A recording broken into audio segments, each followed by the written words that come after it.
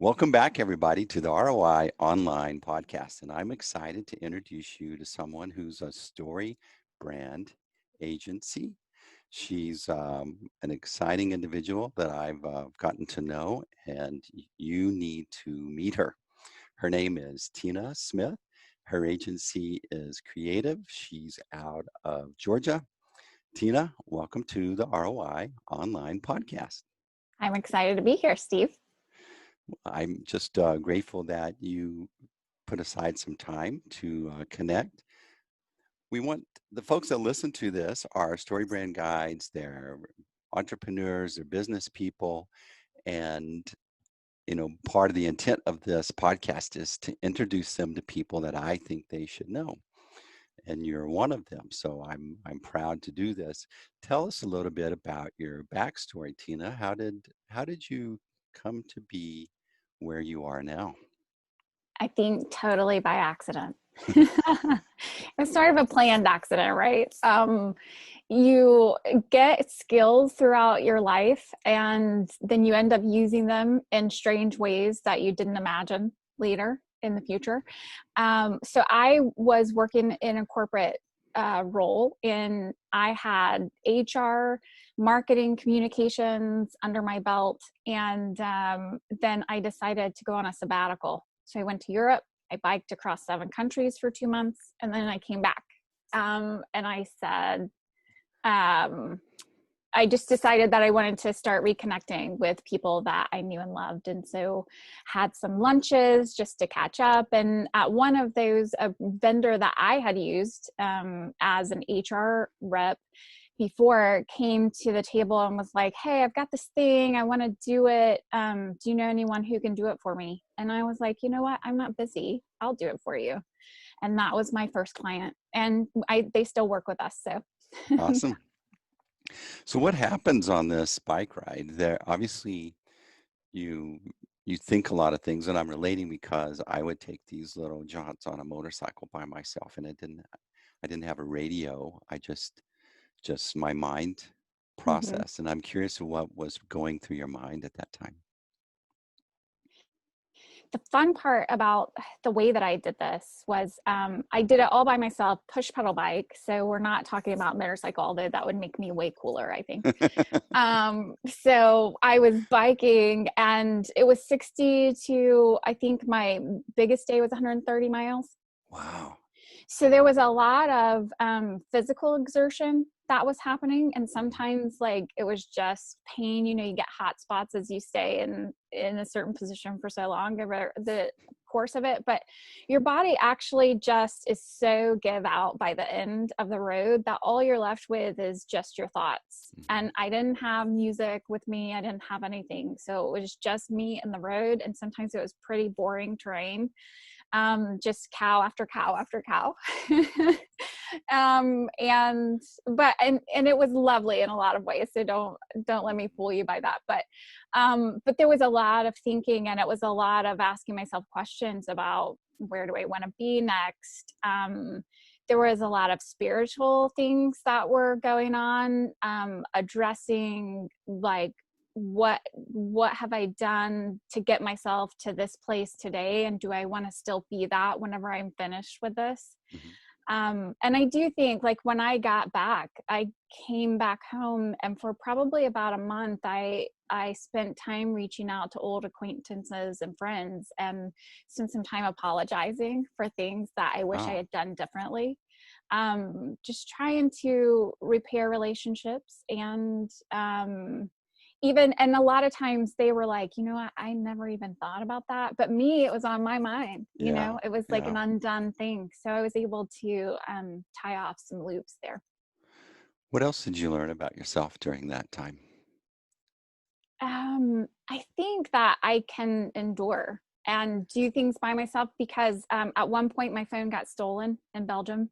Hmm. So I had no electronics. So I had to buy maps, and I did everything by maps. And in the Netherlands and Belgium, that's not so hard because they bike by numbers and they've got these great paths. But once I got into France and England, it's not the same. Hmm. And it's very hilly and that sort of thing. And so I think one of the really key things was pacing yourself, which I've carried over into today. So spending 15 minutes a day on something versus spending hours in one day and exhausting yourself and then not being able to go back to it again for a couple of days because you need to recharge. But spending consistent time. So when I was biking, it was, I'm going to bike for 45 minutes and then I'm going to take a 10-minute break. Bike for 45 minutes, 10-minute break, 45 minutes, 10-minute break. And on the days that I did that, I got to my end point exactly when I thought I would get there. On the days where I was like, no, just push through, that is when I would end up in the wrong place or I would end up on the wrong timeline. And so that was another huge thing that I learned. I found that when I would stop, and although there is some endurance that happens on a motorcycle, but I would ride long days from leave like at early light and then try to wrap up in time where I could find a place before it got dark. But what I noticed is every time that I stopped to rest or to get gas or whatever, people would engage.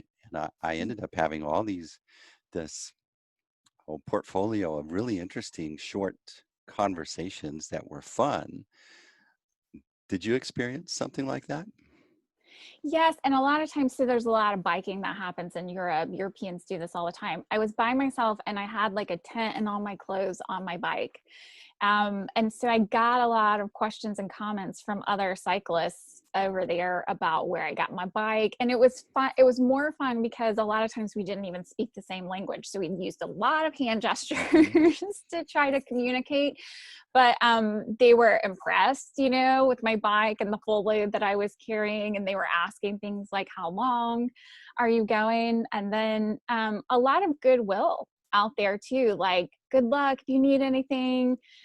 Or I would get spare tires given to me a lot, like, hey, here's a free resource. We're going to go back home today, but you're not. So, hey, here's this thing. And I just found how crazy and wonderful it was, the goodwill of all the people that you don't know, but they're so as you journey and you're by yourself and people are really kind.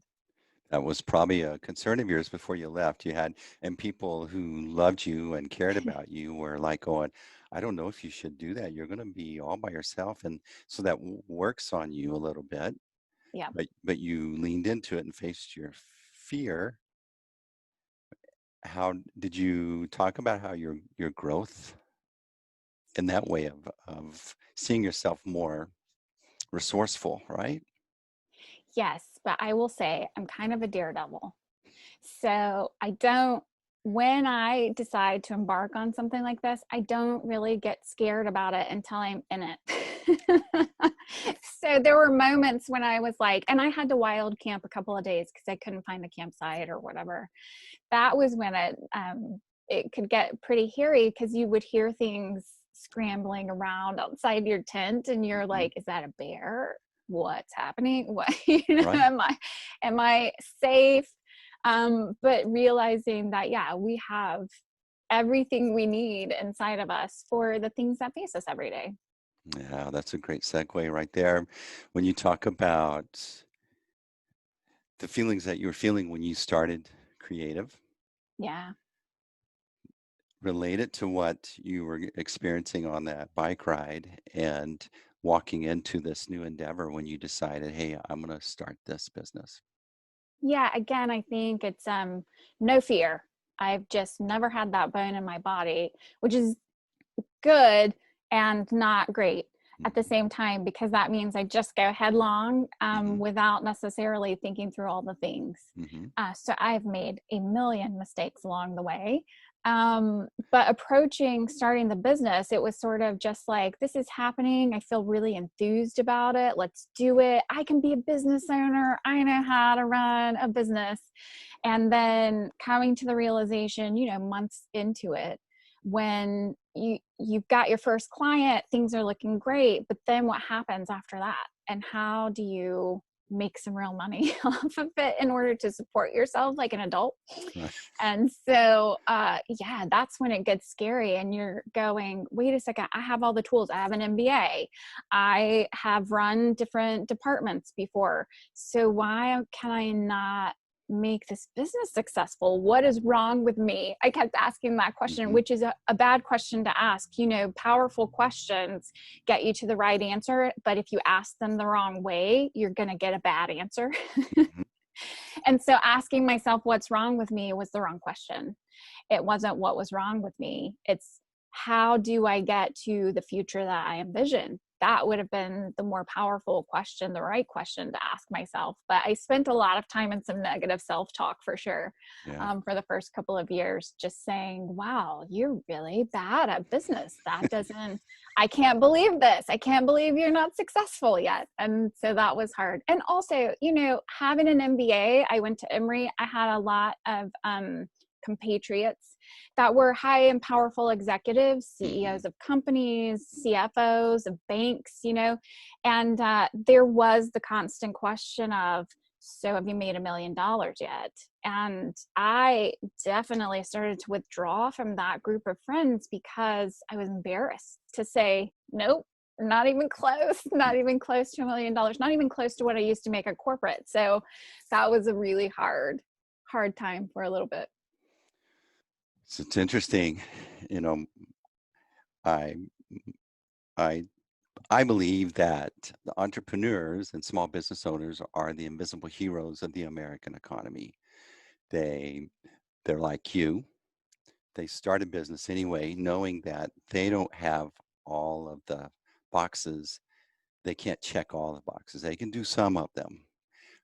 So they start a business anyway. And then along the way, figure it out as you go. Yeah. But if you think about the audacity that's involved in that, right? Yep. You know all of your uglies. Yeah. But you start off and do it anyway. But yet here you are. How many years later? 5.5. Okay, so 5.5 years later, there are several people that have livelihoods because of you stepping off that cliff, so to speak, knowing you didn't have everything that it takes, right? Right. But that's the beautiful thing about entrepreneurs. Your self-identity changed. Yeah. Okay, and so there's this process where these people that come to work for you, they look at you and they see you as having everything we need to be successful. And you're going, oh my gosh, I need to start seeing myself as having everything that we need. Where are you different now than you were at the beginning? Ooh, I am much more careful about expenditures, especially. Part of all the things I did wrong was, you know, I would take any client that would come because I needed revenue. So that meant varying kinds of projects, which meant I needed different tools to do every single project. And so I spent a lot of money investing in tools that I knew would pay off if I had 5 or 6 projects like the one I was working on. Right.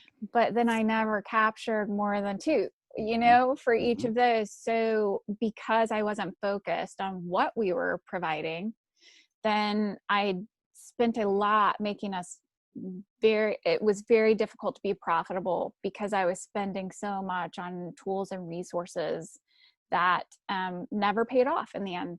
So I was losing a lot of money that way. So I'm much more careful about decisions to move forward. So all of those things have possibilities. We all have so many possibilities in front of us. It's not like I couldn't have gotten 5 or 6 more clients like that thing, Right. but you have to be focused to go out and do it. So before I will make an expenditure like that now, I will make sure that I have a path that feeds into that loop that can pay for that expense. And, you know, I give myself some deadlines and timelines to make that deliver. And I can't do personal boundary is, okay, we can't do more than one of those at a time. Right. Because if we're doing a new adventure, it's great and we should do some new adventures, but we need to make sure that adventure pays off before we go on a different path. So there's a lot more, I'm a lot more reined in, which is kind of funny because I'm still not that reined in. Because my personality is just, what's the next thing? So I don't think we'll ever get fully away from that, but it's No, better. you're not supposed to, and I don't think you should be too hard on yourself. Totally relating what you're talking about, but you have to have these exploratory sorties or send out an expeditionary force and explore this tool. And you have this vision of what this tool can help you do, or maybe how your potential clients would be just empowered by it. But Yeah. once you walk into it, you start to figure out all the gotchas or all the glitches that you wouldn't know until you walked into it. The sales presentation, the videos that you watched, it was all easy. Right. It'd be stupid not to do it. But then when you walk into it, you go, oh my gosh. You turn the light on and you see all the little dust bunnies. You figure out all the things that were, and then you think, okay, we can overcome this, but now I need to get all of my team to embrace it and adopt it. Yeah. And then we need to work it into our systems. How are we going to do that? There's a lot more than just spinning up a new tool and being using it at 100%. But what you learn from that helps you start to get clarity and starts to help you narrow in what your zone of unique value that you're bringing for your customers. Yes. And I have learned a lot. Well, I have made a lot of those wrong decisions. well, we can turn this into a long series if we want to Ah, go through all the all the lessons that, learnings. yeah. Yeah. No. Well, we could, Steve, for sure. What's what's a beautiful thing that's come out of this that you didn't expect?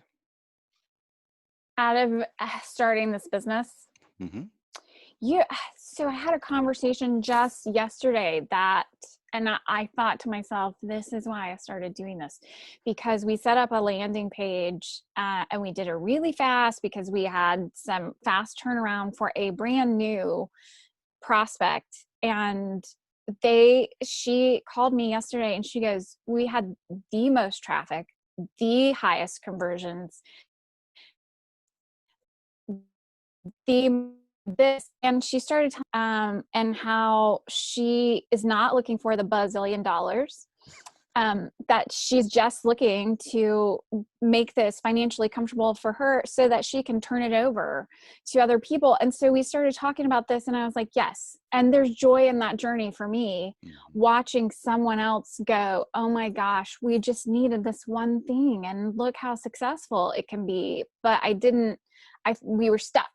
Hmm. So helping pull someone else out of that rut by something that we did, and we did it very quickly. And it probably wasn't even the best work we could have ever done, Hmm. but just because they just needed that one thing, that one extra piece in their toolkit that didn't cost them a ton of money and it didn't cost any of us a lot of time. But so yeah, I love helping. And the story of the types of companies that we work with are all health, wellness, personal development, and making like a whole life for people. And her story and what her company does, now I know that because of what we did that one day, that one thing, it's going to touch so many lives now because she's making people's lives better.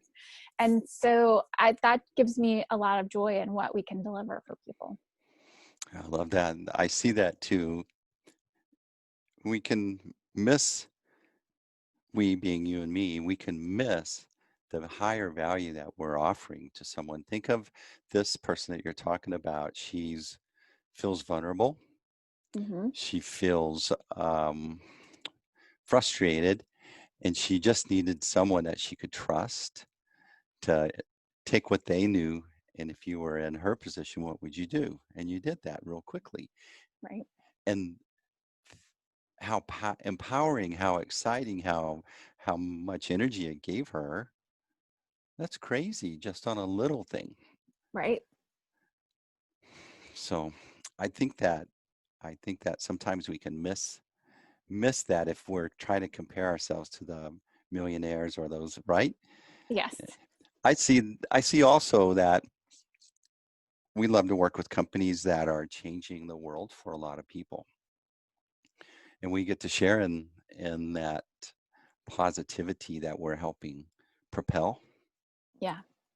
Why is that important to you? Is that a niche that you're starting to claim? Yeah. Over the past year, we have really honed in on that. And one of the ways we did that, I have a business coach. I think everyone should have a business coach. If you're going to perform well, you need a coach. Tap the potential, and using some of the tools that Mike Michalowicz has provided, we mapped out who can we serve best and who does it feel right to serve. Mm-hmm. And we've got some rules, like we're not going to work with jerks. We're not going to work on things that we don't believe in. So if you provide a product and maybe it's valuable to someone else, but if we can't see the value in it, then we won't do the work there. So there was a lot of honing in on what that looks like. And we really felt great about, I want my life to mean something, but the way that I want it to mean something is by helping people know that it's all about relationships, and that decisions around relationships matter. And so how do we get you as a person to best be able to have better relationships? And so when I think in terms of what that looks like, you need to take care of yourself. So as you take care of yourself, you can provide for others, you can be a better you to others. So health, wellness, personal development all started to just fall into place. And it was places where we were already working and doing really well. And it was our favorite clients. And we had to ask ourselves, why are these people our favorite? And we really boiled it down to, it's because what they're doing helps those people serve themselves and others better. And we feel really great about having impact on an individual level like that. It's not just, okay, for this group of people is growing and becoming better. We like for our clients to know their clients personally, to have a stake in the game, if you will, and be all about creating community that is personal and one-to-one versus these huge mass things. So yeah. That sounds awesome, and I'm relating. But here we find ourselves in this shelter-in-place time. Yeah. Okay, and businesses they're dragging their feet, waiting to see what's going to happen next. And so you've made a commitment, you've drawn a line in the sand, and that's a very courageous line to draw as a business, to say, I'm going to say no to certain business. But now we're in a time where, oh my gosh, I'm trying to keep my employees. I don't want to lose my employees because I can't pay them. Yeah. Talk to us more about how you're wrestling with avoiding saying yes to something that just to pay a bill and make it through the month. We just had this conversation yesterday. I was on the phone with my team and I was like, listen, we have this opportunity. But then we went through, so Mike Michalowicz's pumpkin plan, you develop these things called immutable laws, that it's like, if they don't pass on all of these points, then we're saying no. And you're right. It is so tempting to be like, it's just one. It's just one thing where they don't pass. And I've reached out to my coach now and been like, can I just have a one-on-one? Because I'm wrestling with this, because the money is what I need and it looks good right now. But I know that we'll regret it in a month or two. if we end up doing that. But sometimes you need other people in your life to help keep you accountable, and also to remind you that you're strong enough and you're good enough to say, this isn't for me, and to still have everything that you need. That's the scary part, but it's also, I find it to be true. Every time I make that decision, it just gives me more courage to make it again. So you have to make it the first time. And then be like scared to death, biting your nails, like, is this something better going to come? Mhm. But I found that does happen every single time. And so I'm just having faith that holds even during this crazy. Yeah, it's the first time you do it is hard, Yeah. but I find it doesn't get easier. And that's a nice rule to follow when things are good, but it's like almost a mandatory rule to follow when things are bad. When that's Yes. like it seems opposite. I also find Mm-hmm. that your team are, when you take a team into that conversation, I've realized over time is they don't see things like you do as a business owner. And so they're going to bring a perspective that maybe is not as sober or understanding all the other things that's on the line. They can go off and potentially get another job, but Yeah. you and I are on a hook for a long time. If we have to shut the doors, there's a We long-term still have to penalty deliver. penalty I still got to pay, so to speak, right? Yes. What conversations do you include with your team, or take? Yeah, you take their input, but that one-on-one that you reached out to your coach, Yeah. the reasoning behind that, talk about that. Okay, so during this crisis, I have tried to be very transparent with the team. We're small, so, Mhm. it's not the same as having 500 employees and telling all of them everything. I would not necessarily recommend that, because that can create more fear than it does anything. And there's a time for transparency, and you have to decide what things to be transparent about. With this team, they're my core team. And so I've just been as transparent as possible the entire time and said, look, we might have to close our doors. We might have to downsize. We might have to take pay cuts. Like, we're just going to keep talking about what that looks like. I'm going to tell you how long I think we've got till the next decision needs to be made. And, our last conversation around it was, we're good for about a month and a half for sure. And we've got leads. So there's no dearth of opportunity. It's just making decisions around that. So what I want to encourage them to do, and have encouraged them to do, is make themselves and their families a priority. And I told them, I am not this business anymore. That used to be my identity for a few years, because I was like, if this business isn't successful, it means I'm not successful. Mhm.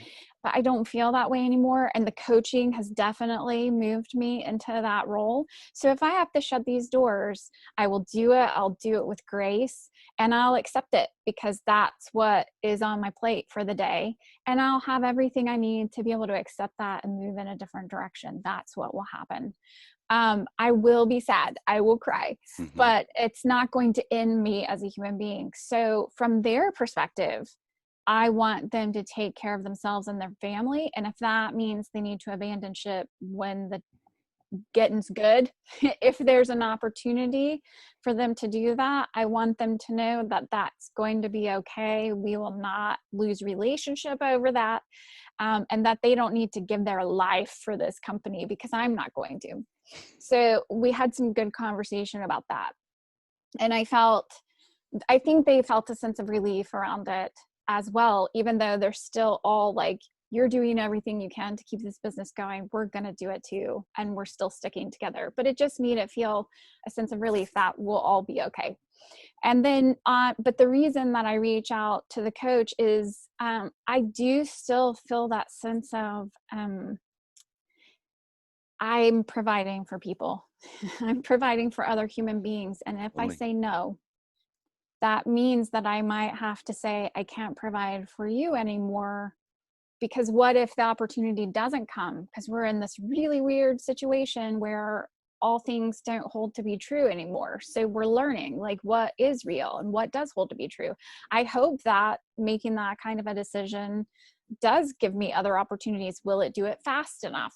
So there's a lot of that still fear and anxiety in me. And I think just having that one-on-one with my coach gets me back to don't make decisions out of fear, even when you have every right to be afraid. Don't make a decision based on fear, because those never turn out well. And having practiced that for a couple of years now has been helpful, because you see the pattern. When I've made decisions out of fear that haven't turned out well, whenever I've made them out of strength and confidence, they've turned out well. So just having some faith that that will hold to be true, and at the same time knowing that there's a reality where that might not work out, and that that reality will be okay. So having someone there to remind me that all of that is fine.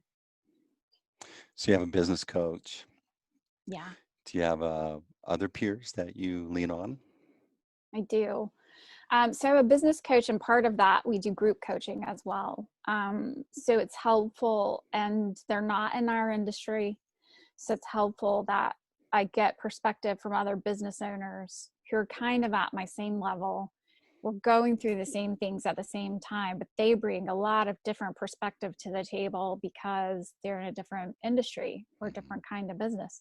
And then I've also formed a small group of peers with StoryBrand, and meet with them on a weekly basis as well. And just, it's an accountability thing for people who are in my industry, and being like, hey, I've got this thing, this problem, and it's marketing related, and you're talking to marketing related people. And so you get their expertise to the table, plus they're also business owners. So yes, I have groups. You need all the support you can get. And I have been a self-sufficient kind of gal my entire life. So this asking for help is new and difficult, but it's been so amazing and helpful. And I don't think that I could do this without that anymore. So it's again, it's back to that relationships and how important they are for us to be the best of who we are. Yeah. I'm a typical guy that driving, you don't want to stop and ask directions when you're lost, But I I'm the find same way. So I'm a typical guy too. riding your bike. So let's relate some of what you're going through right now. You're having to apply endurance, right? Yes. You're having some, would you call it hot spots or burns? Yes. Okay. How are you applying some of the experiences? That was a physical, emotional, spiritual experience riding around Europe. And how does that apply to what you're going through now? Yeah. So if I think about, being on the bike, having hot spots, what do? You adjust, and also you do some mental stuff to be like, it's not actually there. What you're feeling is not physically happening to you right now. So yeah, you can adjust positions and stuff, but it's a lot of psychological work that you have to do. That's hugely what we're doing right now. It's, wearing the mask. So I'm talking to a yoga studio owner, and it's a hot yoga studio. And she's like, well, how do you wear masks and gloves while you're doing hot yoga? And I was like, if you have, and equipment is very difficult to get right now, but if you have an open policy where you can wear masks, you can wear gloves, I was like, some of that psychological I can have an extra layer of protection if I want to. So some of these tools that we're using, even in the retail stores, of the arrows on the floor, are they protecting us? Yeah, to some extent they are, but they're also easing our minds and saying, hey, it's not as scary as you might think, and we're all going to be okay as we're in this. So I think it's a both and situation, that there are some actual adjustments that you make, and then you also do some things that make you just feel a little bit more secure and walking confidently forward. Do you, so when you turn off at the end of the day, Yeah. do do you rest well? What's the end of the day look like for you? Yes, I would love to say I'm so perfect at that and I get 8 hours of sleep every night. Wouldn't that be great? This is one of the things that my coach and I work on regularly. And she tells me, veggies first, and work supports life. So we can't let this creature that we've created overtake us. Mm-hmm. We need to feed it, but we need to feed it so that it feeds us. It's like tending a garden, right? And veggies first means take care of yourself first, oxygen mask on you first, right? Mm-hmm. So part of that is work out regularly. So we've put together some personal, physical, spiritual, emotional KPIs that I look at on a regular basis. Am I doing these things? And I've put together nighttime ritual, which includes some meditation and journaling. On the days that I actually do it, then yes, things go really well. And the following day is kind of amazing. On the days where I sacrifice any of that, and I do, there are days that I sacrifice those things, then it's more difficult. So if anyone knows the Enneagram, I'm a 7. And that means I am all over the board, active. I like something different happening all the time. And rules, please do not fence me in. Mm-hmm. And at the same time, I have come to appreciate structure, because structure actually lets me be more creative at the end of the day. And so these morning and evening rituals that I've established that I go through most days, they allow me the opportunity to make wacky decisions that I want to make, or go off script when I want to do that in a way that is not detrimental and harmful for me. So that has been a huge learning experience for me as, the Tigger. I was told that the female elf, the female version of elf. So yeah, if you can imagine, I get distracted easily. And this is just a way to put some structure around that personality, but to let it flourish in that environment. And structure actually does that. I hate to admit it, but it does. What area of leadership do you feel you're best at? So I do think, and I've been told this, so I'm not just self-aggrandizing here, but I can interact with an individual for just a little bit of time, and then I can identify a lot of their strengths in that moment.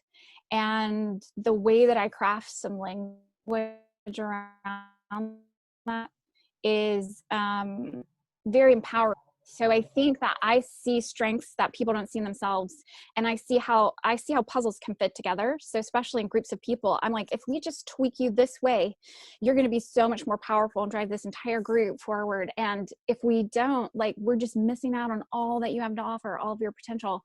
And so I think that people find that empowering, and it's helpful for making us all a little bit better. Patterning. You recognize patterns. I do. Me too. I think that's one of the things that helps me, I don't know, acclimate to an environment. I start to recognize patterns and what's needed, and then start to figure out what resources would be really advantageous to apply at that time. Yeah. And, I see a lot of opportunities. I see opportunities everywhere, actually. And so it's a strength and a weakness at the same time, right? Just like we've been talking, like the thing I should say no to, I'm like, yeah, but look at all the opportunity. So, but that happens the same with people, that I can see so much opportunity in all of them. And I can see how it can work together. to be just so powerful. So yeah.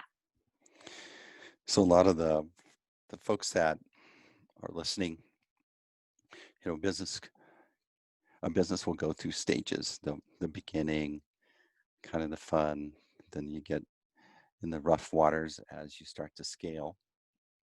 Have, you know, right now maybe you peeled back a little bit, but talk about a time that was scary when you were starting to get more busy than, yeah, you were comfortable with. But yeah, Earlier this year.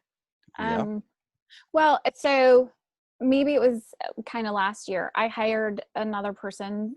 She was my second full-time employee in October of last year.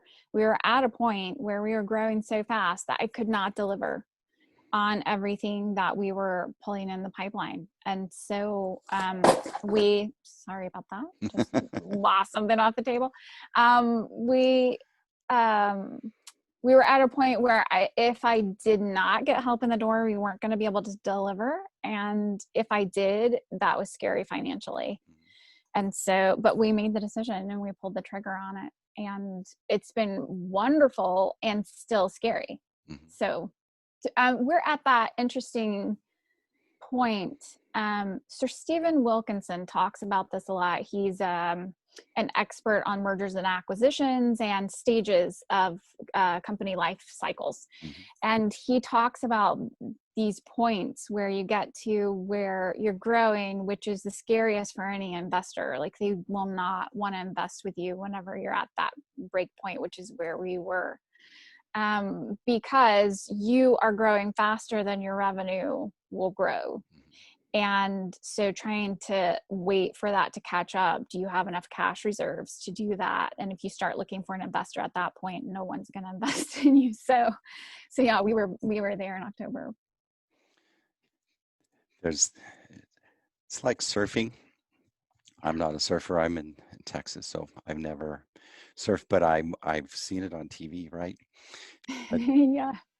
You get on that surfboard and you wait for a wave, and then a wave is coming and you start paddling, and at some point you're able to stand up and ride the wave, the momentum. And it's in the years that we've been in business, been paddling and almost catch a wave, start to catch the wave and then hit a hiccup, and then I've just been wavering between this paddle, try to catch the wave, then go back to the paddle stage. Yes. It's hard because you need more accounts, but then you need people to deliver. And so my lesson from that was to set up a more defined process that's easily delivered and scale back the product, so to speak, so that we can take advantage of the momentum faster with less need. That's easier said than done. Yeah.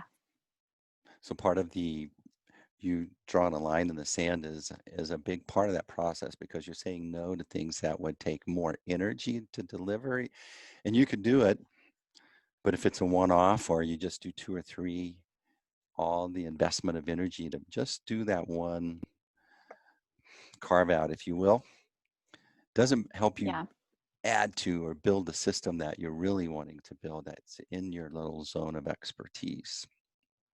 Yeah. So what question would you like to answer that I haven't asked that you'd really love to discuss?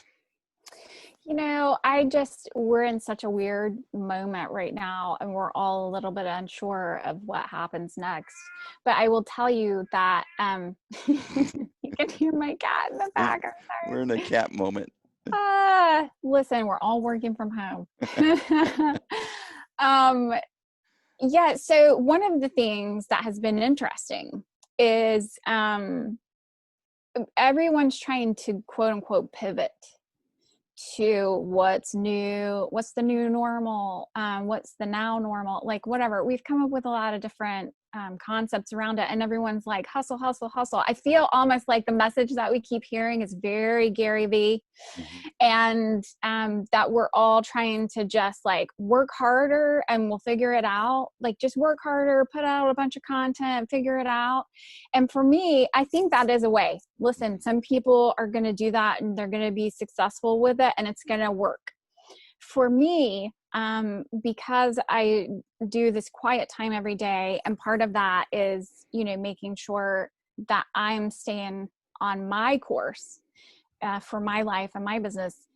I've heard the same thing over and over again of stay the course.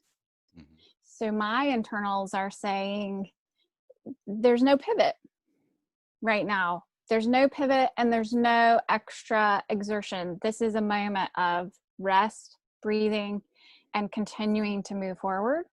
So that's what we're doing. We're not saying, wait, how are we going to win the day back? We're like, no, we had a good plan. It is still a plan that is viable. And we're just going to keep trucking on that plan. So maybe it looks a little bit lower at the moment. Maybe there's a lull, but maybe there's also a sense of rest that we can find in that. And we'll just keep plotting. We're going to stay consistent and we're going to have some endurance through this. And then we're going to come out on the other side. And I think we'll excel. So that's just been one of the things. And I guess the reason that I'm bringing that up is that I want to say there are a lot of voices out there trying to hurry us along and trying to get us to do things differently and be different. And I think it's okay if your internals are saying that's not my way. It is a way, but it might not be your way. So, and I think that'll be okay. What you're talking about, I think, is people would normally be in this storm and be busy, and then all of a sudden things just stopped. And so we're left for a minute awkward because we're not busy, and we go through a kind of a freak out, and then we start to calm down. But what I'm seeing, for me at least, so I'm really zeroing in on what is it that I can focus on and be diligent, be persistent, work on me a little bit. Yeah. What is it I can invest in me? And I totally agree. If you're comparing yourself to someone you see on LinkedIn or whatever that's doing it, and you think you have to emulate them, that's a way to set yourself up for disappointment or really be hard on yourself, when you should be, or I feel, this is me talking to myself, I should be figuring out who Steve is and really, really tweaking on, polishing those corners that I would give myself permission not to worry about because I'm just too busy, right? Yeah. And there's a lot of striving that goes into that. And I think I've just been learning. It's an ongoing lesson, by the way, but I think I've been learning that I don't have to work so hard for things to give me what I need for this. And my journey doesn't have to look like someone else's journey. And you're right. That means that I don't have to compare myself to someone else. So even all of these tools and tips that we're sharing today, Steve, they're our way. And that doesn't mean that they're for everyone, but it might be for someone to hear and say, you know what, thank you. Because my way was feeling out of place. Now my way doesn't feel so strange anymore because my way is maybe similar to this way. Totally. It's so, like I like to say, it's like, oh, I'm not crazy. Right. So, Tina, let's say someone's listening and they go, I really am connecting with Tina Smith here. Yeah. How do they find you? How do they connect with you? How do they learn more about you? Well, if you want to connect with me personally, that's different. If you want to connect with our business and what we do, and yes, I will be that connection, connect to creative.com. It's all spelled out. I think if you put numbers or something in there, it'll still redirect to us. We own all of those URLs, but connect, ConnectTocreative.com. Connect to creative.com is our website. And you can see what we offer there. So All right. Hey, I've really enjoyed this conversation. This has been fun. Yeah, You're a great guest, and I value and appreciate you. I And appreciate you too. And I just love that we have this community where we can help each other not feel crazy.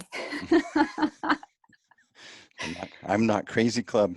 Exactly. It's All right. therapy. Thanks. All right. Well, that's a wrap on another episode of the ROI Online Podcast.